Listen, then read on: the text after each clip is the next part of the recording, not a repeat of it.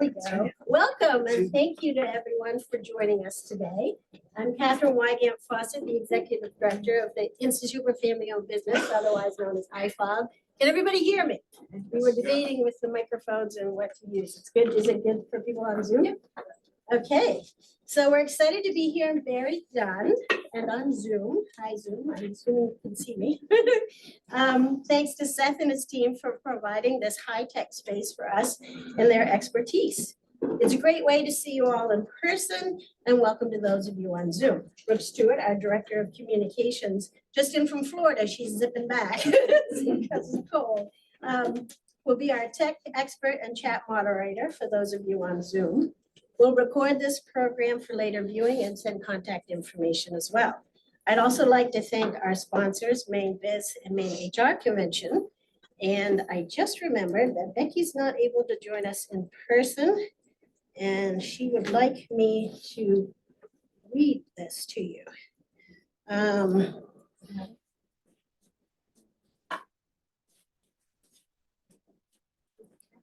Sorry about this, guys. Those remarks in a few minutes. So thank you. I got it. I'll read it. At the IFOB, we promote, support, and champion the success of family-owned businesses, the backbone of our economy, with education, networking, and other services. This year, we've offered over 50 programs, both online, in-person, hybrid, and today is the last one of our season.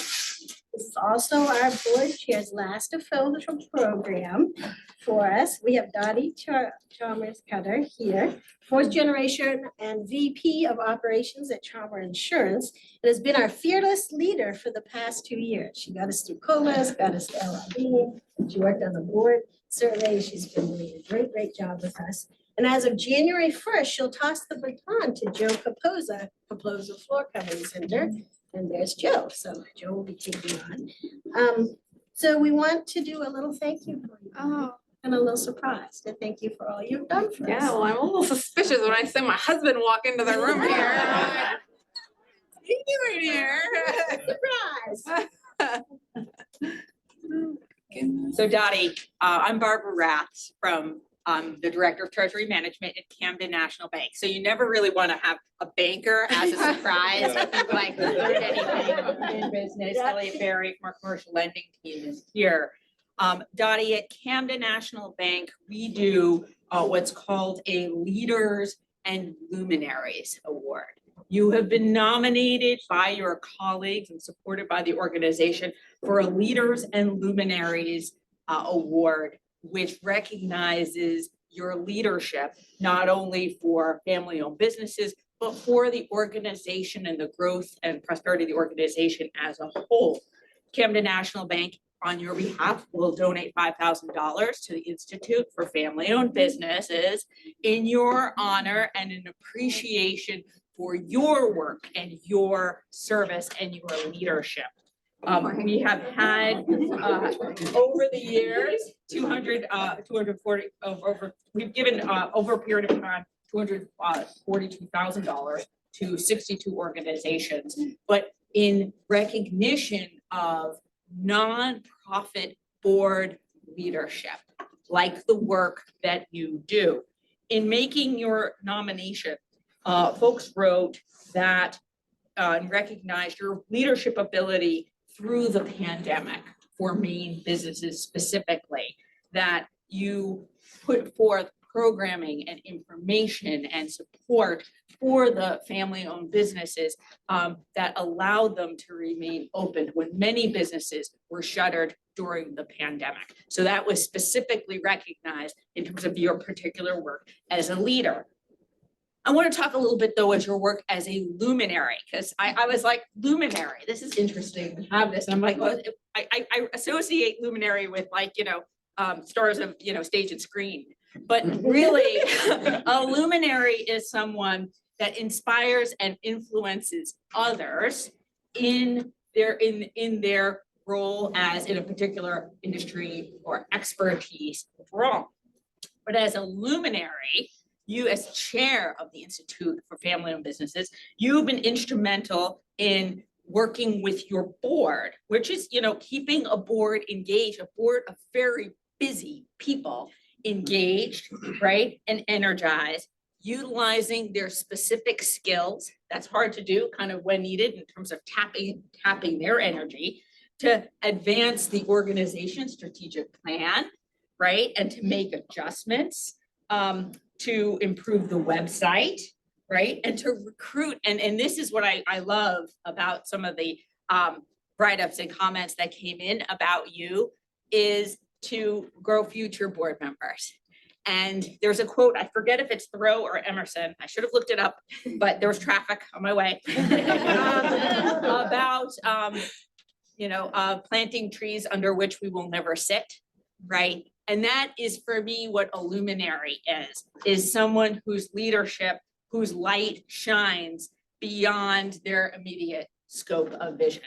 And you have done that. And at Camden National Bank, it is my honor and privilege to award in honor of Dottie Chalmers Cutter, the hyphen man. All your life, I'm sure, right? To award you a Leaders and Luminaries Award to acknowledge your work and give a donation to the Institute for Family-Owned Business on your behalf. So thank you for your service.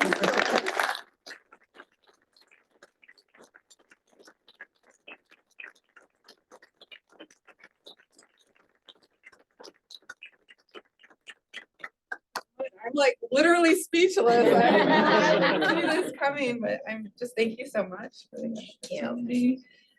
I can't think of a more deserving organization to benefit from this $5,000. And honestly, I think my dad would be really proud. He's still alive, but he just went through a very big surgery, and he was the one who really kind of taught me everything about, community involvement and giving back, and taught me that it's so important to get involved and to make sure that you use your treasure, time, and talents to an organization that's very deserving. And I can't think of a better one than helping Maine family businesses thrive. So, but I couldn't do it without my amazing team of colleagues and the board of the IFOB, many of which are here today.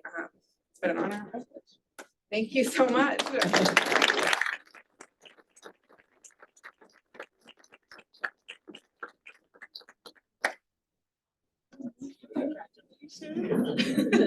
Thank you.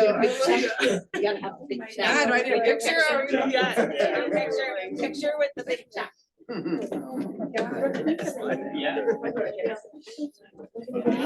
More over that way because there's Okay. a podium in the way. Everybody kind of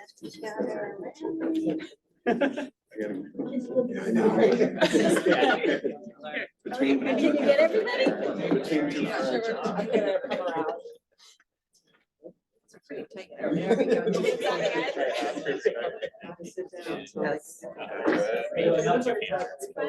Oh my God. Change of.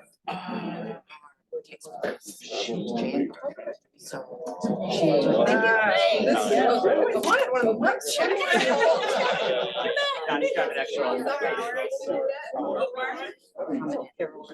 All right.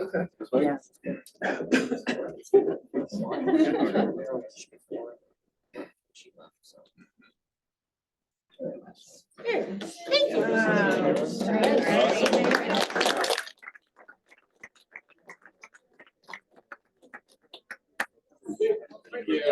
you. Thank you. Thank you.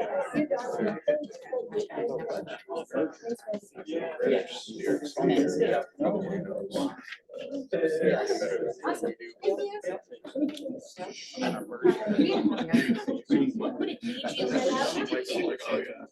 Right, surprise everyone.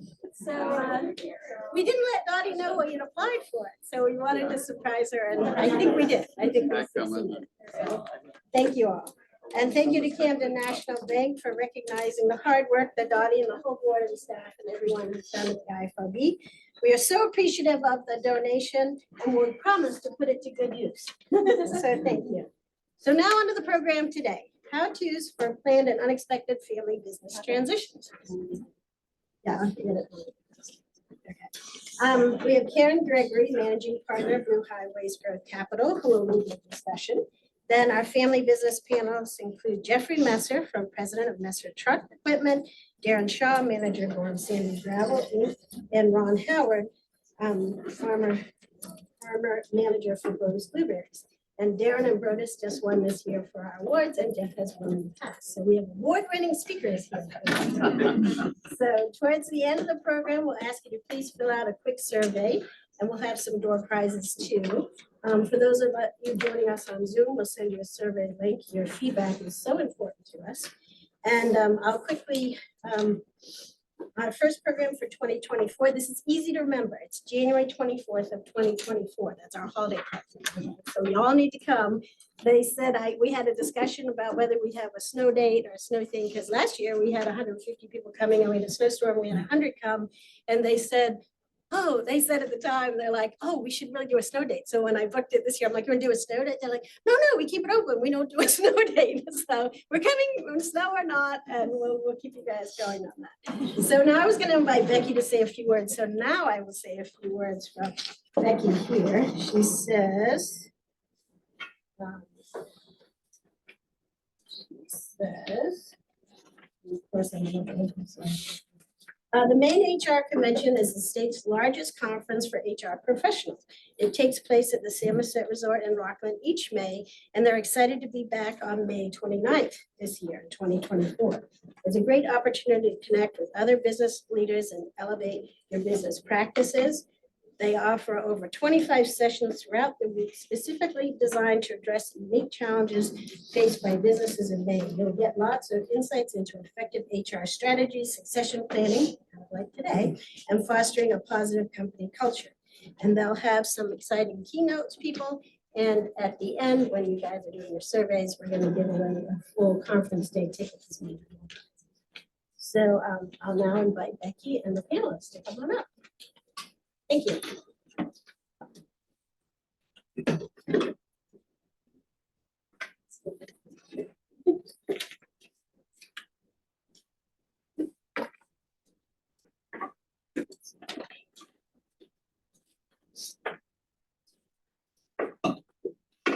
going to stand. I'm Karen Gregory with Little Highway Growth Capital, and congratulations. This was a fun start to the morning. That's always good. Unplanned things. Unplanned things are generally fun. We're going to talk today about some unplanned things that were not very fun. We're going to talk about business transition. So what we want to do this morning is try to set the stage for how to think about planning transitions within family businesses, and some takeaways, which the panelists are going to talk about at the very end, a couple of things that everyone should be thinking about. I'm also going to discuss, because I'm a private equity fund, so we're a growth equity fund, and we provide outside capital to businesses to help them in transition. And we are going to talk about sort of how to use capital, especially equity capital, and how to use other tools such as even key person insurance to sort of help set the stage, whether you have a planned or an unplanned transition, that those things can be very helpful. So, Brooke, can we go to the next slide? If you could go back one, I think. Good job. What I thought I would do is a little bit of setting the stage before we jump into all of the questions and the panelists are going to answer and talk about their experiences. But I put together sort of a set of, this is basically from the Cornell Family Business Institute. And some of this is dated, and I wasn't able to find anything that was more current, but I'm sure there is. But I think what I think is so important is that there's so many family-owned businesses in America. And I think when we think about this country, we think about, just the bricks and mortar. These three individuals are good examples of just, really important businesses that help run our economy.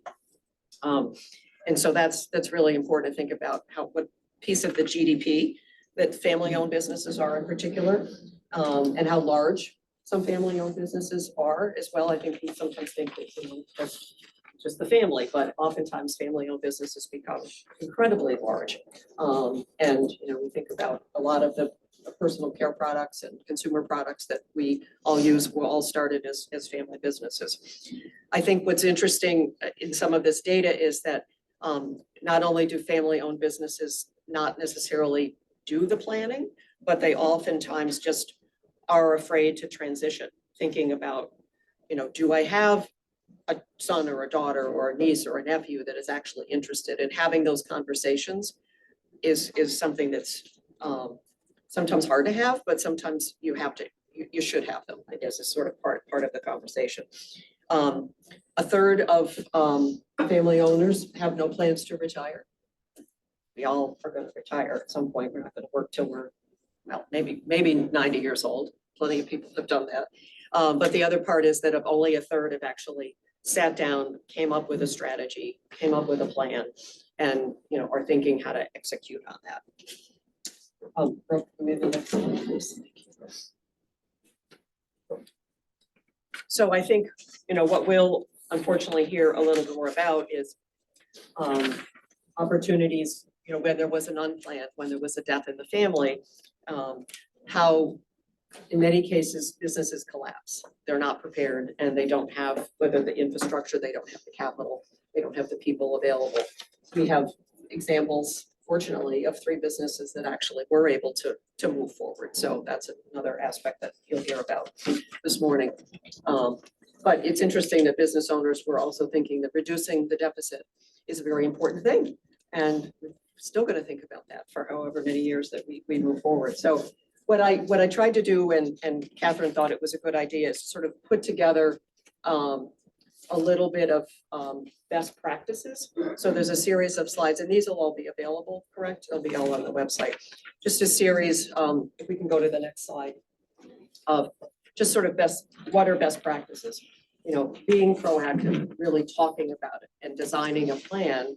And that doesn't necessarily, sometimes it's sitting around your kitchen table to think about, you know, what, this is happening. We have a company in our portfolio that is an 80-year-old company. It's a 4th generation family business. And that's essentially, they're now 2 brothers that are running the company, and they sat down with their children, some of whom are not in the business, and said, I really don't want to come into the business. And one of whom is still in the business, but is involved in marketing and does not want to take a leadership position. And so they, in fact, appointed one of their senior managers from within the company, a non-family member for the first time in 80 years, to actually stand and become the president this past summer.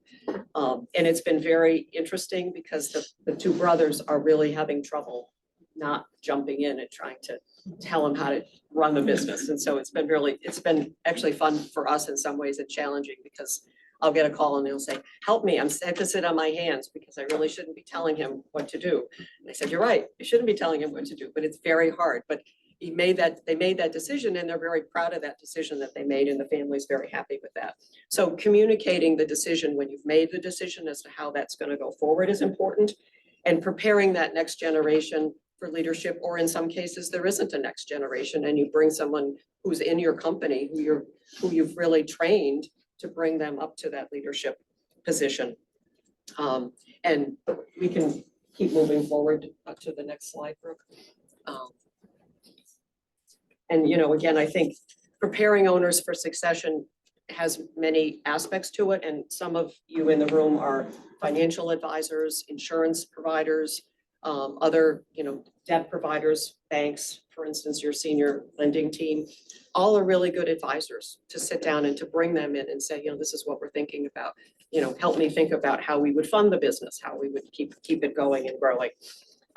So I think, you know, in helping you think about that and training the next generation. Brooke, and you can move on to the next. So I know there's a lot of, that's why you can read the slides at your leisure.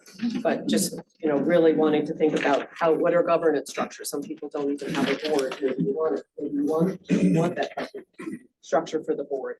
And fair doesn't mean equal. You can go to the slide. It doesn't mean that everybody is going to get a third, or 20%. Sometimes you just look at what is it that you need, what are the skills, and you may have a family member that has those skills, and other people, I've worked with another family business with their 7 people in the business, and one runs a dealership, a car dealership, and it's nothing to do with this healthcare consulting firm. And so they don't have the same ownership, and they don't have the same involvement in the company, because that's not the business and that's not their expertise. So thinking about that, and again, thinking about bringing on other professionals, other colleagues in your network to basically help you talk about, because they will have seen, you may have only done this once, and they may have seen dozens of other examples to be able to help you. And then the last slide is just, create a formal plan, really think about creating a plan. And then, just like a business plan, you would sort of look back on it and say, how are we doing against the plan that we, whether it's your budget, or how do you do that against, how are we benchmarking against the plan? So with that as a backdrop, I think we can go to the next slide. What I just wanted to mention is in these instances, what we do is basically we provide equity capital. So we help businesses that are going through a transition. Sometimes it helps you get ready. Sometimes someone may say, I want to transition in 2 years. I want to give it to my daughter, my son. I need to do more to create an infrastructure in my organization. So maybe you want a couple of $1 million. Maybe you want to be able to bring in some other people. You want to augment the management team. You want to bring in some other people. You may want to, that $2 million may be where 1 million is going to go to the founder, and that person is going to retire and move to Florida. And then it's going to leave some money. I'm just throwing $2 million out. It can be a different number, but it leaves money then for the next generation to build on that success, to build on your success, to maintain, to grow the company, to provide new systems, perhaps go into new markets, build new products. And it also provides a stable, when you talk to your bank, if they talk to you about, well, I'd like to bring in bigger line of credit, they may say, we would love to see equity beneath us. It supports the business, both debt and equity, but it also supports the bank in feeling like they can actually take a bigger risk. So this is what we call patient capital, because we're not basically funding you the same way a bank is. But I think it goes to just getting an outside perspective. And the other piece that isn't on the slides, but is an important aspect, and there's a lot of insurance providers in the room, is key person insurance. Thinking about that as part of your planning is to be able to have that in place. And you would be surprised how important that can be in a transition, whether it's planned or unplanned. Now, let's hear from our fabulous group of panelists, award-winning panelists. So I'd like you each to introduce yourself and talk a little bit about how you got, what's basically the background of each of your companies. And then we'll talk a little bit, go back and forth about, how you got involved and that sort of thing. But if you can just, introduce yourself, introduce the business, I'll start with you, Darren. My name is Darren Shaw with Gorman Sand and Gravel. We started in 1987 by my father, Tommy, and my uncle, Jim. We do large site work, contracting, municipal, commercial, and probably residential. We also do aggregates, trucking, that kind of stuff, mainly anything to do with earthwork. And I got involved probably about 10 years ago. I kind of started at the bottom and then kept growing with my dad. Ron? My name is Ron Howard, and I'm with the Brodus Wild Blueberry Farm in Hope, Maine. The actual farm started in the 1757 when the land grant from the king at the time provided some land to one of my wife's distant ancestors, obviously. Part of that land and much more has been added over the years, and my grandkids are now the 9th generation to be part of this farm. Which is why I think we get these awards, just because we've been around a lot. Maybe we've done anything special, maybe, I don't know. But it is a wild blueberry farm. There's 170 acres of wild blueberries, total 800 acres in Hope, just outside of Camden, Maine. we could be a much wealthier family if we sold house lots versus raising wild blueberries, of which the wholesale market right now is absolutely awful. So we're upgrading and trying to do more direct sales and value-added products, et cetera, to try to get hopefully to the 10th generation is our goal, I guess. Thanks, Rob. Jeff? Yeah, I'm Jeff Messer, president and owner of Messer Truck Equipment. I'm fourth generation. We started in 1899 as a blacksmith shop on the Portland waterfront. A lot of people don't know what truck equipment is. Essentially, you got truck that comes from GM or Ford. It's just a cab and a frame rail. Pretty useless to those vocational tradespeople. So we add bodies and equipment to make that a useful tool that they can take to the job site or use as mobile warehouses to be able to perform their jobs. Cargo vans, same thing. They come in empty from the factory, and so we can put shelving or ladder racks in it to make those useful tools. I've been involved for 20 years now in the business.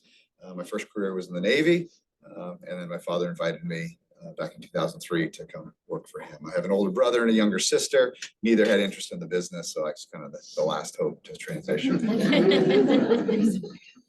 So Darren, were there other family members in the business when you joined?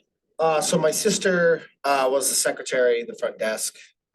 She transitioned to real estate. And then my cousin is also involved, Jimmy's son, with the business. We're going to be partners at some point. And Ron, what about in your case? When I joined 48 years ago and married into the family, it was really a family operation and still owned by my mother-in-law.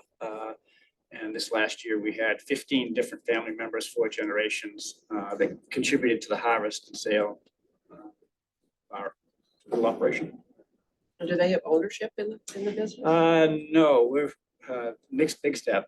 We'll talk about That could be another topic. Exactly. that. So Jeff, at some point the business transitioned to you. Can you talk about Yeah, sure. what happened?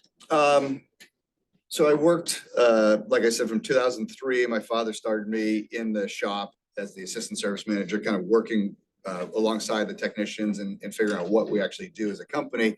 And after a couple of years transitioning into our parts department, did some inside sales, operations, and we started having discussions about learning more about the business of the business and trying to figure out a purchase sales agreement when my father unexpectedly passed away at the age of 61. And so that was a shock. I treasured the 5 years I got to spend working with him. But the writing was on the wall that I was going to take over. It just happened a lot faster because of his passing. Thankfully, he had some pieces in place. He had good relationships with corporate attorneys, the accountant, estate planners, so that the wheels were in motion for me to take over. Just we hadn't secured all the details, so it happened much faster. So ultimately, the business transition to my mother as far as ownership goes. She had no interest in running the business, knew that I was kind of the heir apparent. And so we worked out an agreement where I would purchase the business from her, my father's estate, tried to make it so that the proceeds from the business could help pay for that transition. Whereas previous generations, being a 4th generation business, we had transitioned a couple of different times. They'd been done mostly with gifting of stock, and where this happened so quickly, we weren't able to do that gifting due to tax laws. And so we went through the purchase pathway. So I think it was successful. I'm still owe my mom a bunch of money. She actually, I think she's on the Zoom call listening in. I don't say anything wrong. No, it's been a great relationship, and she has supported me in many different ways, and I think she takes a great sense of pride in the family business continuing on to another generation. To fulfill my father's dream of having it go to another generation. And along the way, so you're saying right now you will fund that purchase back to her with the company's proceeds. So we use any outside capital, or have you used any? No, outside capital? we have a line of credit with our bank, which we use for kind of our seasonal bulge when we have to buy snowplows. But other than that, no, it's been able to be funded through distributions coming from the company to pay off my mom and my note. Great. So Darren, let's shift to you and you could talk about how you ended up now running your company. Yeah, so my father was 55 when he passed of COVID pneumonia.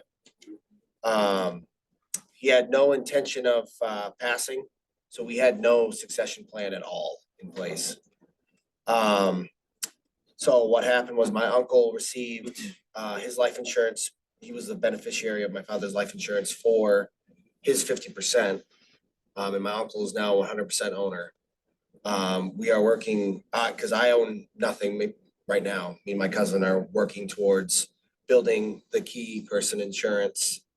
And then the capital to buy 25% a piece from my uncle. But we had nothing in place we had been working on it, but it hadn't been completed by the time he had passed. And he was, fine in November and then passed in January of 2022. So it was very sudden. I got his whole workload kind of thing. So yeah, it was a difficult time, but we're definitely getting through it and almost the end of it now. So. And so you and your cousin will actually take some ownership. We will, hopefully January 1st. Your uncle is involved in the business still? Yes, he and we're working on a succession plan in case he passes as well, learning from the experiences from my father, because my father was an excellent planner, but I guess he didn't really plan on passing so young. So, that was the only thing he never planned. So. And Ron, why don't we talk about your succession into ownership or running the business? Yeah, it's a little eerie, the common denominator that we've got going here, but as I mentioned, a lot of generations, my in-laws actually built the farm and the business to the point that it is today. It was smaller and growing slowly over the years. The generation prior picked up land during the Depression and added to the land. But then it became my in-laws and just did amazing improvements to the property, land, the crop, everything to go with it. Did a wonderful job. With the caveat that my father-in-law, when we get into discussions about the profitability of farming, and he goes, well, the good thing is my time doesn't cost me anything. So it was that generation that you just worked till you got the job done, and whatever was left over at the end of the year, it worked. Unfortunately, also not a lot of planning on what the next steps were going to be. I had made plans to retire early and help out and travel, and then he got cancer and passed unexpectedly as well. So seven years ago, there wasn't really anybody else that could step in and take over. But we were also at the point where what were you going to succeed to another generation, because it wasn't necessarily a financially viable operation to pass on. Selling to the wholesale market, if you did count your own time and pay yourself, was a struggle. And certainly in the last 10, 15 years, a lot of wild blueberry farmers have gone out of business. So what I proposed and we decided was, let's see if we can create a business that could be more viably passed on as a working farm, with a fallback that we all knew we could be much wealthier if we sold house lots at coast areas. So the family has been on board with me coming up with thoughts, ideas, plans, and a number of different family members have stepped in. With the plan right now being, if we can come up with segments of the operation that different family members could perhaps have some ownership in. Maybe somebody's the jam maker. My son is the distiller on the farm. So I'm trying to build that up to the point where there's something that we feel that we could pass on as a whole entity, as opposed to dividing it all up, which for farming is not a good option. And where's the ownership currently in your business? My mother-in-law is still fully the owner. We're talking, but we don't have And the whole idea is we had to figure out what it was that could be passed on, whether it's just land divided up or a business, and we're getting closer to it being a business, so, which is good. That's great. What about funding? How's the business been funded in the last 10 years or so? Similarly, we did dive into some retirement funds during COVID and part of our expansion here over the last few years, but debt-free. They've always been that way. For right now, that's the plan. And did your father-in-law have any key person insurance? Was there any insurance when he passed to cover? No, nothing. So in these instances, I mean, do you, well, I guess, Darren, what are you putting in place now? What kind of plans in terms of, making sure that eventually you have some ownership and your cousin has some ownership in the business? So are you talking to, what sort of advisors are you talking to? Yeah, we're dealing with, corporate attorneys, that kind of stuff to get, something written in kind of a business model that will be able to pass on, similar to what Ron was talking about. Because, we have, we have assets and stuff like that. We're mainly a production-based business. So we do, we get, do a job and then we get paid for it. So we're just kind of defining a business model that will kind of be able to be set in stone for the future generations. And what types of financing, if any, have you used? We do lines of credit for the most part, From a bank? but we tend to have the capital to do stuff in cash. We are also debt-free, so. And Jeff, what about you in terms of, you use debt financing to fund your companies? Like notes from banks. Got some long-term debt, thankfully lower interest rates. But That's good. It's, when you look at it, you're like, oh, that's good debt. Let's leave that alone. But to your earlier point about kind of the plan, trying to learn from the events of the past. As part of the purchase agreement, there's a life insurance policy on my life that would help pay off that note. If something were to happen to me, my wife wouldn't be burdened with that debt. And so she could then just sell off the company and live on those proceeds. Or I've grown it so that I have a general manager in place. Actually, I have another location in Ohio. So I have 2 general managers that can handle the day-to-day. And so if something were to happen to me, she could step in, take over ownership and have the GMs run the business. And it would still be a functioning entity that she could then sell or, kind of run as an offhand owner too.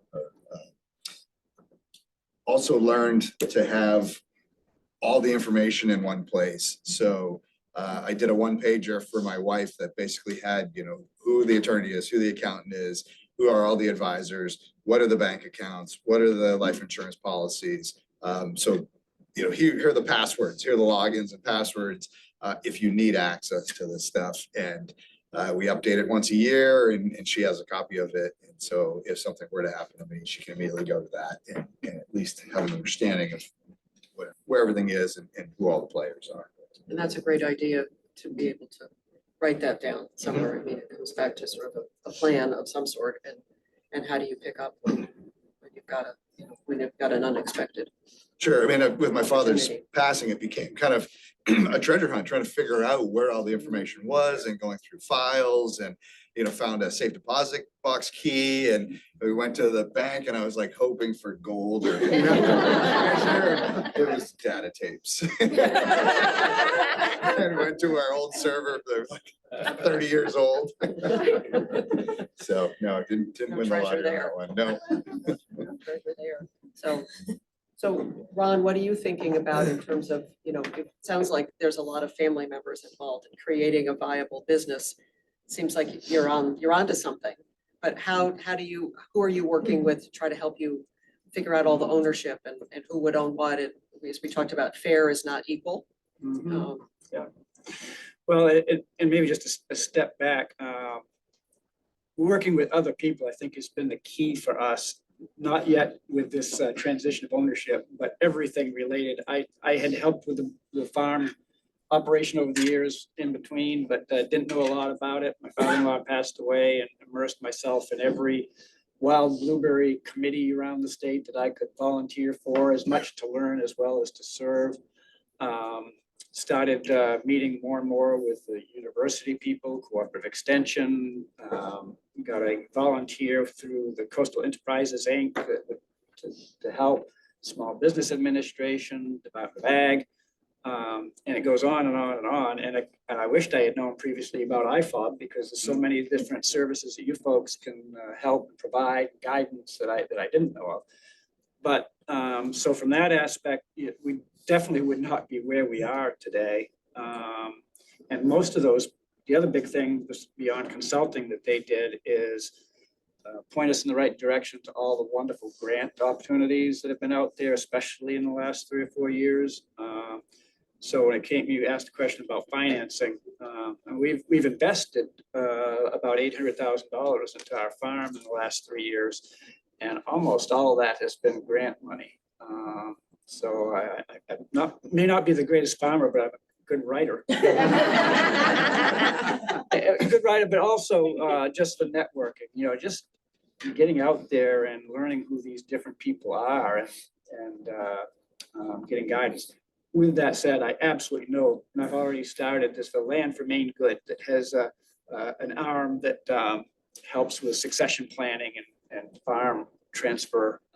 Talk to them, and it's kind of a first step, but I'm anxious to continue hearing more today about who are some of the other people. I know I can go out and pay an attorney, but not quite that far along yet, but so something we've got to do. Sounds like you have to map out what that looks like, but you're getting there. And you're fortunate because in the agriculture space, you're right, there's a lot of resources locally. The state has resources as well. It's not as easy necessarily for other companies to be able to find those, state type of resources to help you think about planning.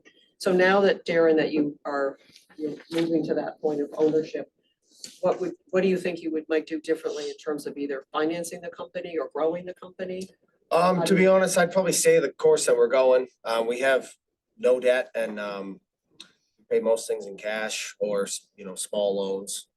We're probably going to continue to grow in that sense. My father always used to say, "You grow when it's convenient." So that's kind of that's what me and my cousin think of. When you find a good deal on something, then you buy it and you use it to make more money. Interesting model. Sometimes people grow when it's not convenient. And then they get cash strapped. Yeah, exactly. And then you're kind of worrying about how you're going to pay your bills and pay your people, and That's right.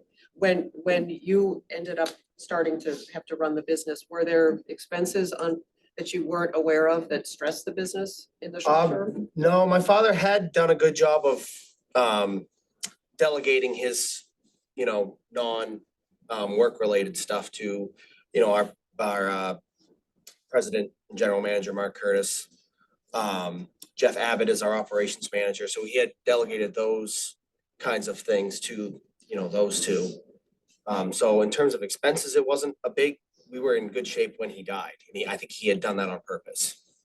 It was just more of the management style of losing him, because our business model at the time was it either goes through Tommy or Jimmy, and that's it. We didn't have a list of how we want to run this place. It was just if you had a question, you go to Tommy, and if Tommy's not there, then you go to Jimmy.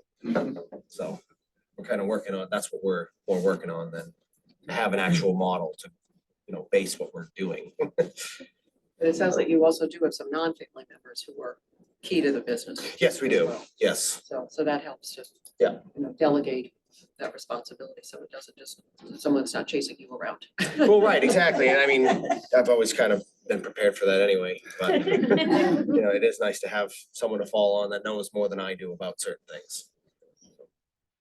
So Jeff, about when you took over the business, were there expenses that were, that you didn't realize needed to be dealt with? And how did that go? I've told this story before, so forgive me if you ever heard it, but when I first took over, no formal business training. I've studied engineering in college and that was kind of my path in the Navy. And so technically I'm very sound, but know nothing about kind of business. And my accountant called up and said, hey, can you give me a copy of the P&L? I'd like to review that, just see where things stand. And I honestly had no idea what he was talking about. I Googled P&L to try to figure out what he was talking about. Finally, oh, that's what it is. So download it out of our QuickBooks and email it to him. But it's been trial by fire as far as trying to understand financials and reports and business stuff. So digging into it. This was 2008 when my father passed too, so everyone knows kind of the Great Recession, and you know our business was halved over the course of a year. Just demand fell off, and so I'm fiscally conservative, as my grandfather used to say. I'm tighter than bark to a tree. I don't like to spend money, and so I think that served me well taking over the business. Just focused on expenses and you know how we can manage through the recession, and thankfully we were profitable throughout that time. I think it's a credit to the managers that my father had put in place. A lot of longtime employees. Our service manager had been there 45 years. Sales manager been there, I think 30 years. Parts manager there for a long time, an office manager. And so I was able to kind of just seamlessly take over the leadership. They knew their different departments and they could run it. Over time, they've retired out. I've been able to kind of bring my own people in that I was able to hire and then kind of grow the company from there. But yeah, definitely there's some sleepless nights where you're looking at payroll and what you're gonna do. Or I remember going into the shop, and we got a 14-bay shop and we had one job going on, 2008, 2009. Like, oh man, what are we gonna do? We ended up going to a 32-hour work week. Cut salaries for my salaried employees, and thankfully that was only for 6-8 months, and then we were able to kind of come out of it and be stronger for it. I think you and Karen make good points about having, even if you're in a family-owned business, to have very strong management and you know basically who could support the business and support you as the leadership, and especially in transition. It seems like it was easier for you to just keep the businesses going because you had other strong members of the team that could help you, and you weren't just having to go in on your own and start. That's when a lot of family businesses fall apart, is when there's no lower level, there's no infrastructure, and you're just going in and, as you say, looking for files and seeing what did mom or dad, how did they get this? How did they move this? And if everyone came to them and they were gone, that's when it's hard. So Ron, what about you? I mean, you're in a different situation. You're married into the family business, so to speak. But when, did your mother-in-law really rely on you after, to kind of look at expenses and try to figure out how to help her think about the financial end of the business? Yeah, she's not watching, I'm sure. So so what I'm gonna say, you can take as God's honest truth. In that she's 86 years old, still keeps all of our records on a written journal. Yes, my wife is doing the QuickBooks on the side, and most of the time matches. She's doing that. I think, and there are so many times in a situation like that things just fall apart. And I won't say that she was desperate, but she was anxious because of our family history. She's the local Hope Town historian and leading the historical society, understands and is just committed to the idea of continuing this farm operation. And so when I have gone to her with new thoughts and ideas, as always, there's the rolling eyes and not the way we used to, but so the fact that we invested in an optical sorter this year, a machine that blueberries come down a belt, 2 cameras, send messages to these air jets to kick out what's not supposed to be there. I have no idea how it works. And we're looking to invest in some packing equipment so that we can more efficiently pack and hopefully be able to ship out of state, because direct sales is where it's going to be. So in terms of us being able to figure out our next step and stage, it's been a blessing to have family that has been on board. I mentioned my son started up a distillery at the farm with distilling some of our blueberries. We've got one family a member doing pies and jams. And another doing marketing and websites and all that stuff. So we've got this infrastructure. It is scary right now because we don't have a solid handoff ongoing plan that's got to be in place. But I feel that we've got the bones of the business that could be passed on. And do you have also non-family members who will also help you with the business? Non-family members during the intense 3-week harvest sales, but during all the other round year, it's all family. Yep. So in the case of Darren, yourself, would you consider actually providing any kind of ownership to a non-family member, like some of these key managers? For me personally, I've been thinking of an ESOP just because if we grow to a point, once me and my cousin get old, we will be too big to gift to any one person. I'm not sure if my cousin would agree with that, but for now, we kind of have to get ourselves, stationary before we can go any route of giving anything else to non-family. Because my uncle has always said, a Shaw will run a Gorham Sand, at least while I'm around. So. Well, that's fine, but sometimes it is good to incentivize other people to continue to stay, right, and help you out. What about you, Jeff? Do you think you consider ownership to non-family members? Yeah, actually, in my Ohio operation, I had a minority owner involved me, ended up buying him out. There's pluses and minuses. I think it's nice to have that control. You do see some family businesses where multiple generations get involved, the ownership kind of gets spread out and everyone has their own kind of paths and needs. And so that can kind of stress the business and can cause you then just to have to liquidate and divide up the assets. So, with that in mind, I think it's nice to have just a single ownership to be able to have that clear direction on where I want the business to go. But no, I'm not against it. I think if it presents itself, I'd be open to some sort of minority partner. Or just even a little equity. Yeah. If you. So I think it's a good time now to kind of stop this discussion and open it up to the rest of you so that you can ask questions of any of the panelists or me, and we can sort of get a little bit more of a dialogue and then we'll come back and do some concluding remarks and lessons learned or takeaways for the audience. So we'll open it up to anyone who has a question. Yes. Darren, so for you and your cousin and buying half from your uncle, are you having to come up with cash for that, or how is that gonna work? We're gonna try to do something similar to what Jeff's done and generate capital through the business to pay for it. Yep. But So we will over time- have to come up with some of our own. Yep.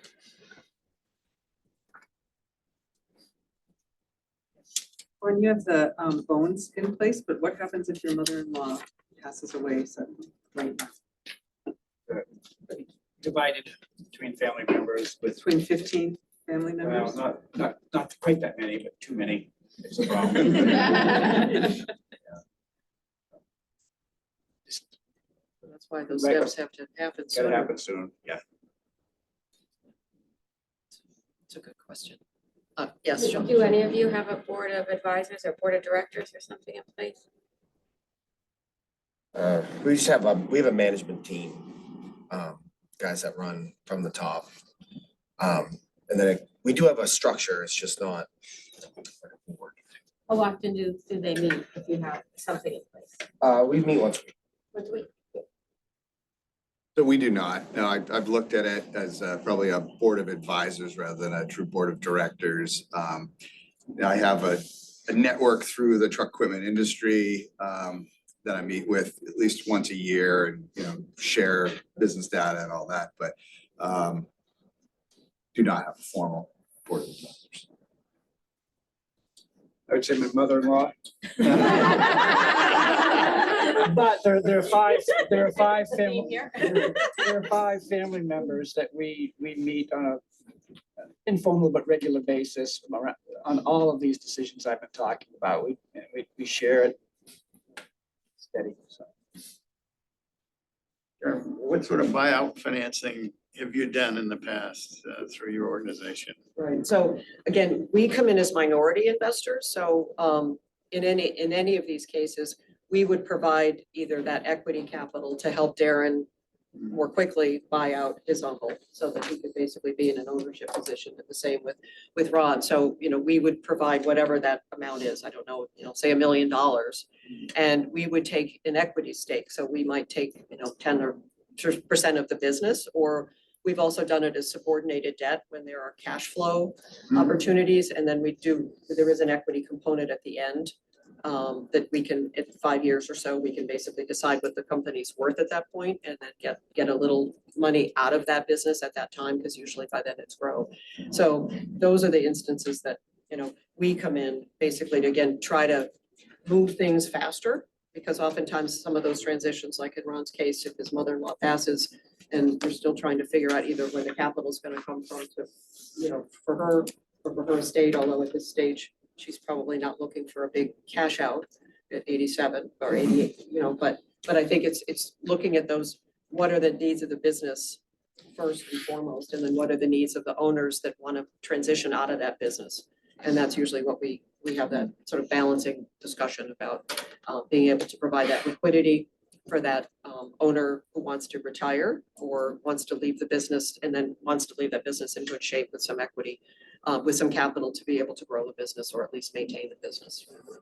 And what size businesses generally you work with? About as small as a $3 million business, Yeah. $2 or $3 million business, and up to a $50 million business. So, yeah. And sometimes you buy into it and then you sell it back to the business, right? Does that Well, ever happen? Usually what it can be a dividend distribution, for instance. So yes, so we may own equity, and then 5 years later, we've basically been bought back out. Yes, and in both of those cases, even with debt, the debt's repaid in 5 years, and then we go away and the business keeps going. And that's what will probably happen with that fourth generation business I was mentioning, is they'll probably buy us out. They probably might even buy us out in 3 years rather than 5. They're happy to have us, but they're also happy to have us go. As you can hear from the panelists, there's not a lot of interest in outside ownership, so it's a lot of trust. We have to build a ton of trust with family-owned businesses so that they understand that what value we bring and what resources we bring to bear that are just a lot more expansive than what they may be able to have access to. Do you help them then with like planning of the structures? Oh, or sure. things that Yeah, they I mean, we don't sit on the board, but, we advise them either with the board of advisors or, try to bring in, again, outside expertise in addition to our own, to try to help kind of, again, sort of avoid these kinds of issues that you're working through, or to accelerate sort of so that you have something in place and everybody's sort of moving into that plan. Question, yes? Yeah, and this can be for anyone. It sounds like when you inherited the businesses, you had a pretty good foundation from a customer base already, but can you speak to the sales side of the house and how involved you were and still are? And is that something that you guys are comfortable with in terms of growing the business and retaining your customers and finding new ones? So we do, I think it's 10% of our business is sales. It's all aggregate based, so sand, rock, gravel, loam. I am involved in it, not more in the production of that than I am in the sales part of it. But we sell mainly to, guys looking for loam for their garden or, gravel for their driveway. So it fluctuates yearly based on that. We advertise, I guess, would be how we would grow in that sense for sales. Our business model when I took over was we're selling 100% to our wholesale market. In our case, we're selling to Wyman's. And we were talking earlier, the model is that we harvest, we ship all our berries to them, and then at the end of the year, they tell us how much they're going to pay us for them. And yeah, so we started up the direct sales 7 years ago. We doubled every year until 2 years ago when our equipment, we just were maxed out. We've bought more modern equipment now.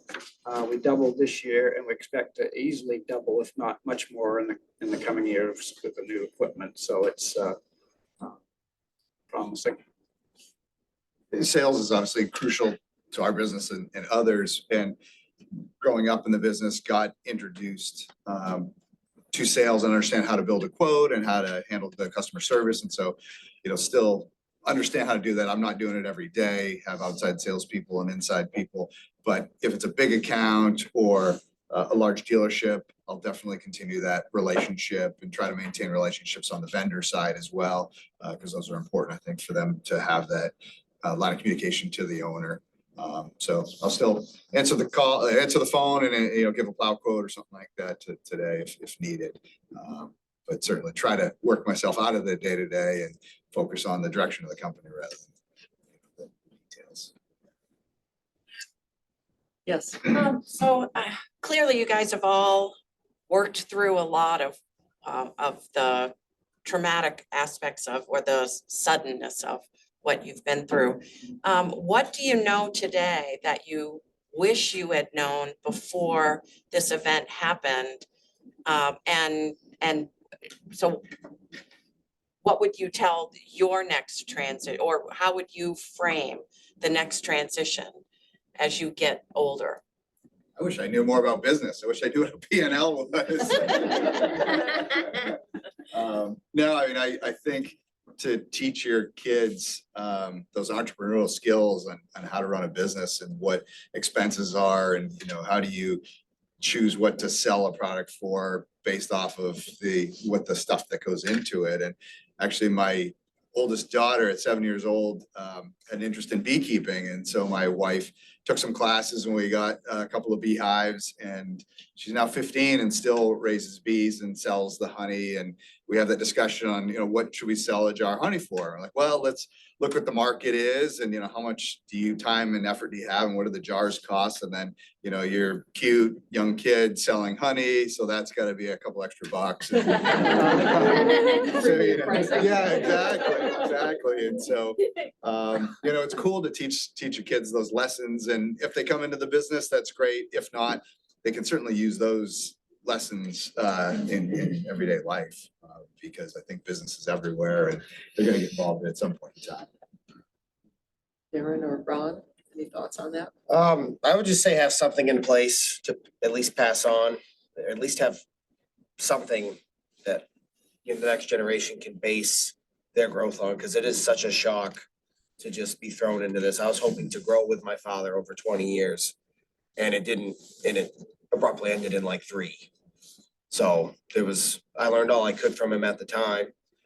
Like I said, I kind of started as like a pipe layer doing water main, that kind of stuff. So I learned that aspect and that helped a lot for, gaining the guys' respect and stuff like that. But I never learned, the upscale part of it, like how to make decisions based on what you learned on the ground, so have something in place. Yeah, there's something in place. One of the comments earlier also about documenting, like a how-to manual for everything we do. We've got a little bit of that in place, but we should have had and will have a lot more, just to make it easier. And then I think it's hard. There's none of us that are full-time in our business. So there's all these family members engaged, but they have other lives, other jobs to do as well. And I've been talking out loud, but I'm thinking here also that I need to connect them more with some of these other resources, make sure that they are taking advantage of that as well, beyond just me, because I enjoy it and do it, but I need to help them get connected more. I had one other shift kind of in my thinking after my father's early passing. He never got to enjoy retirement. It's kind of stolen from him. He was working his whole life towards this goal. And in my head, I had this shift. I need to enjoy life while I'm doing life. You can't just wait for that goal at the end. And so, during the pandemic, my wife and I decided to move to a remote island off the coast of Maine and build our own house. And the kids went to school out there. It was incredible. And we're so happy we did that. You just got to figure out what you want and go after it. we're jumping ahead of ourselves for our concluding Oh, I'm remarks. sorry. But no, no, no. So, stole some of the concluding remarks, but there was a question over here, I think. Yes. So I'm gonna ask the, like, you're on the island for this transition. One either outside person or the one internal, or maybe you should answer like one of each, feel that you have two things on your island, your imaginary island, during the transition that you thought were critical. So this person, if you could find this entity, maybe it's your corporate attorney, maybe it's your estate planning attorney, maybe it's your banking relationship, what was the one that you were like, that is that critical outside? And maybe that don't go through this process without that in place.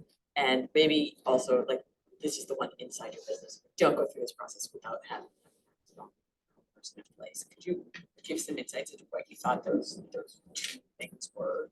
It was interesting for me, my father had this network similar to what I've built of other business owners in the truck equipment industry. And it was such an outpouring support that they actually offered to fly to Maine and help run the business, you know, for a couple of weeks at a time. And never had them do that, but I would pick up the phone and call them quite frequently.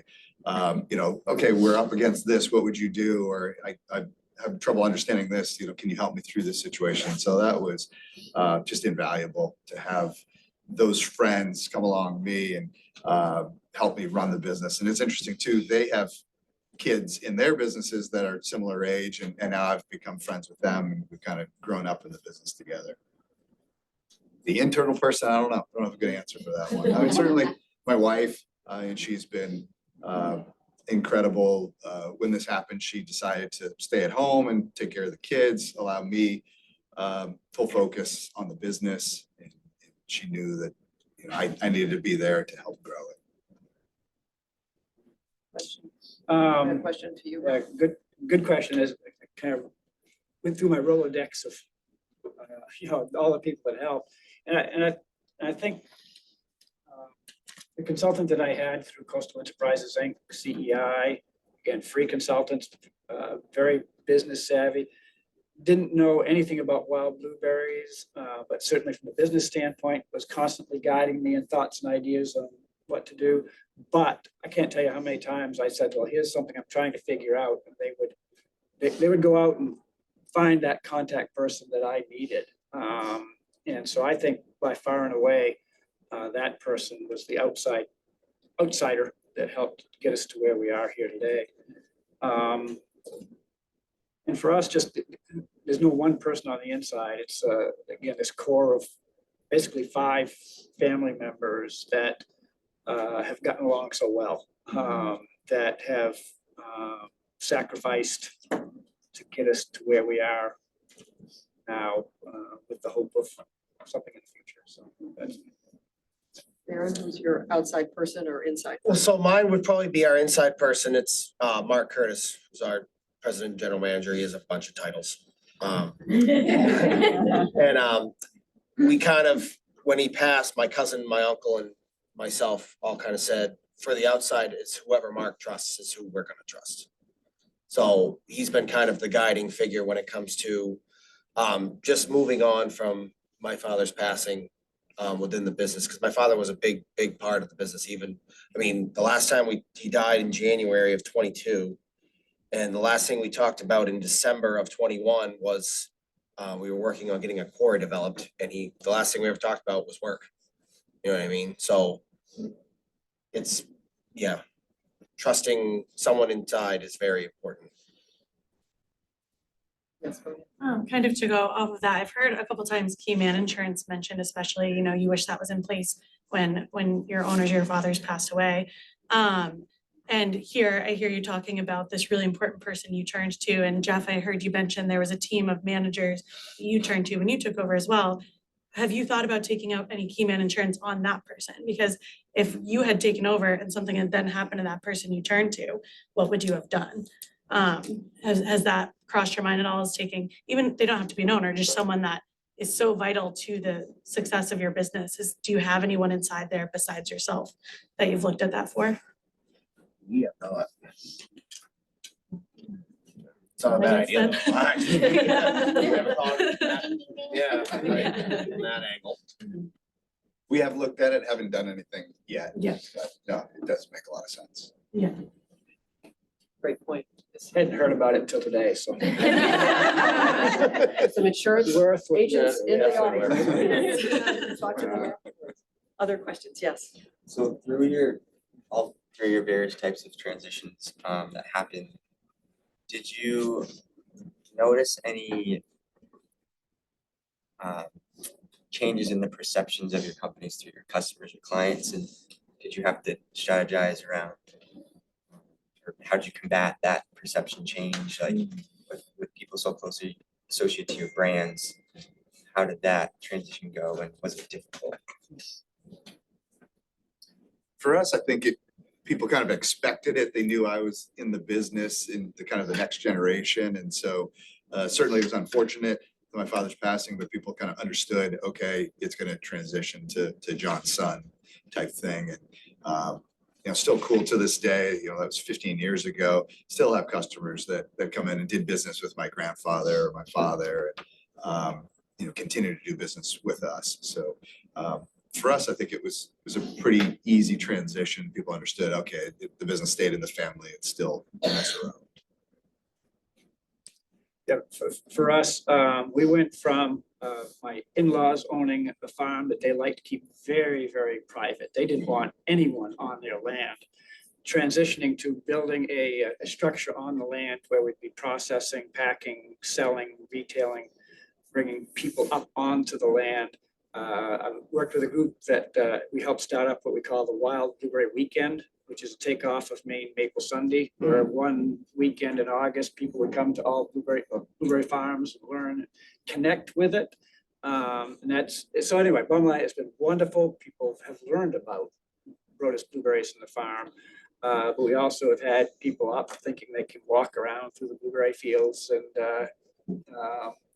without asking. And so we have some struggles with that.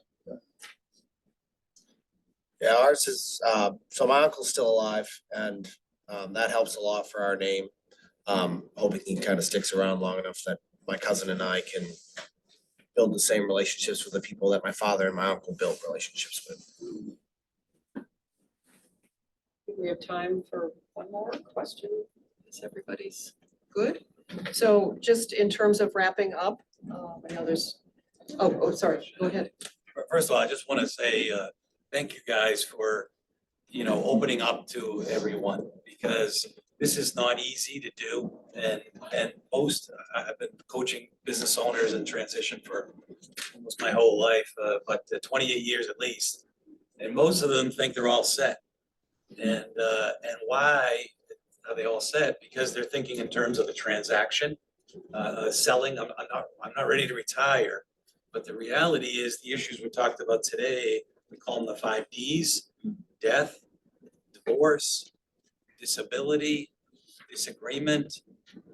The other one, I missed one. Dysfunction? Dysfunction. Disagreement.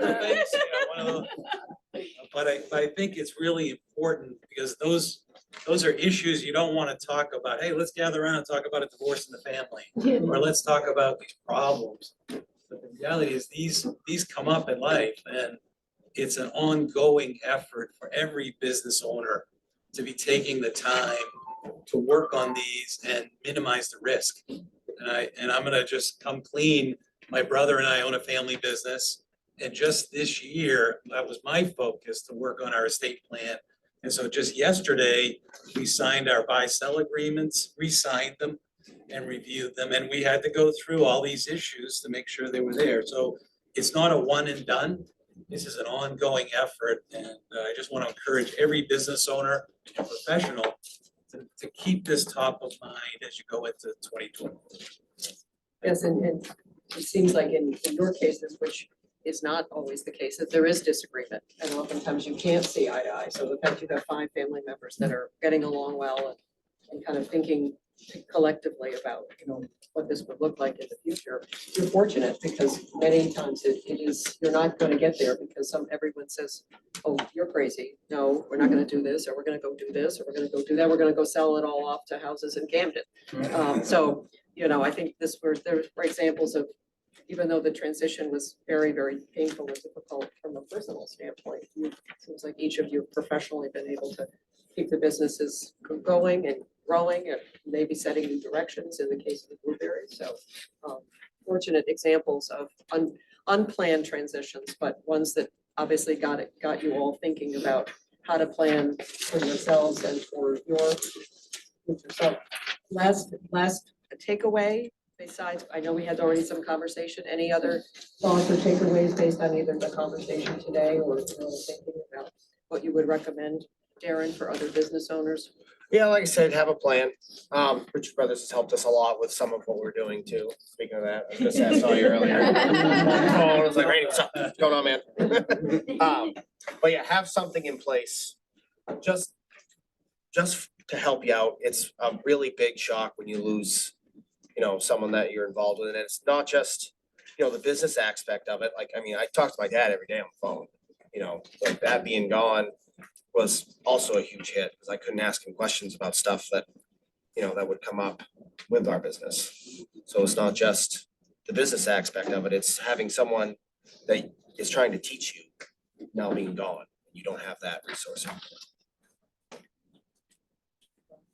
And to me, it's getting even more clear. It's just two pieces to it. There's the whole business structure and what you pass on and assets, et cetera. But then the whole emotional personality issue, those kind of things where you almost need a shrink to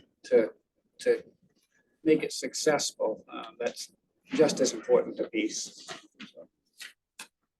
Yeah, so I was thinking of words of Kevin Hancock, actually, with multi-generational family businesses, of which we all are here, is the role of the leader is kind of that caretaker. And so you got to take care of that business and make sure it can get to the next generation. And you do that by, as Darren said, planning and figuring out what could happen to the business going forward here.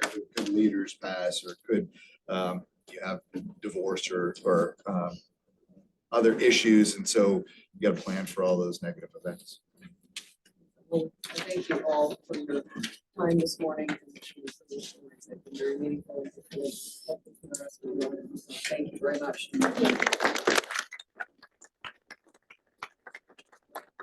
would also put a plug that if you haven't done it for yourself personally, it's very important. I have one of my lawyers in the world my will and putting things like you said, Jeff, make sure you have that piece that has all the pieces that you have and the passwords and the one thing. And it took a long time for me to figure out, like I have nieces and nephews and where was everything in the go.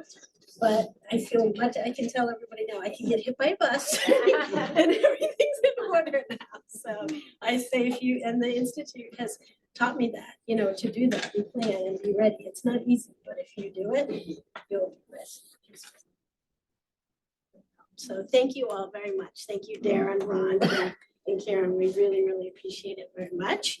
And we passed out the surveys for everybody. So I only have 1 or 2 business cards in here. So if you guys want to get our fun door prizes, you can fold your name tag in half, or you can just write on a piece of paper and put it in, because we have the convention, the main HR convention of free pass for that, 3 days. Oops, I'll turn it this way. It'll stick to the And Jeff Messer brought us some great things, and we have something from Rose Blueberry. Really? Off my hat. Oh, no. Yeah. So please fill out the surveys. It helps us prepare our programs for next year. Oh. Yeah, exactly.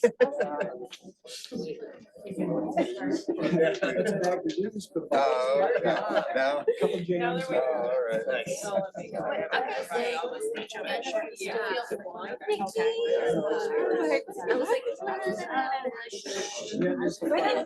you.